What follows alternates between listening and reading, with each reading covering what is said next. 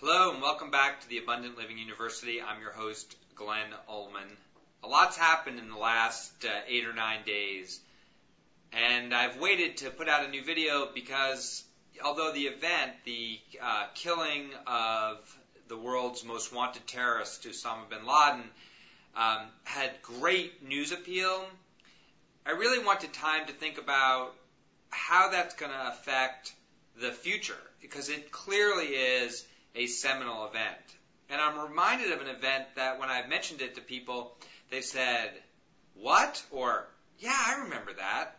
And so this video is about both universally learning some things we either didn't know or may have forgotten, but also living, how to live a more balanced life. And I'm reminded of an amazing event that happened actually on the 200th anniversary of the founding of the United States, July 4th, 1976. And great celebrations going around all around the country. But at the same time, an Air France airliner carrying 240 passengers had been hijacked by Palestinian terrorists to the country of Uganda, where the Jewish passengers had been separated from all the other passengers. And in the middle of the night, Israeli commandos flew undetected 2,500 miles from Israel to Uganda, to the airport at Entebbe, and rescued all of the remaining hijacked passengers. It was a stunning rescue. What was stunning about it is that there was only one fatality, the Israeli commander, whose brother, Benjamin Netanyahu, is now Prime Minister of Israel. But his brother at the time commanded that rescue and was the only fatality. At the time, it seemed like just an incredible event, and it was incredible, just like how the CIA, the National Security Agency, the Defense Department all worked together to locate and then kill bin Laden.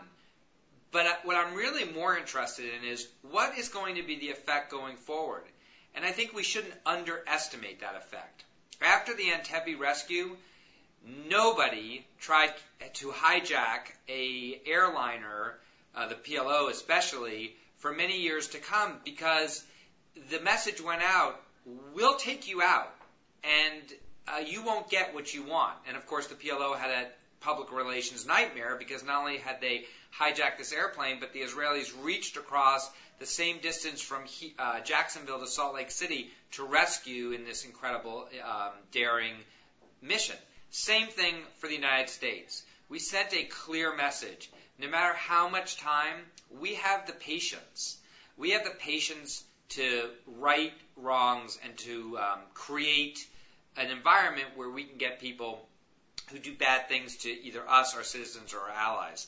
It'll be very interesting to see how terrorism evolves going forward, especially in light of the freedom or the urge for freedom, the Arab Spring, that's spreading all over the Arab world and really transforming that part of the world for the first time in 50 years. So the reason why this is about university and living is there's great video on YouTube of the Entebbe rescue. Just like I think someday there'll be video footage of the operation in Pakistan. But more to the point about living is that we all need to have the patience. Patience is one of those human virtues that's hard to come by.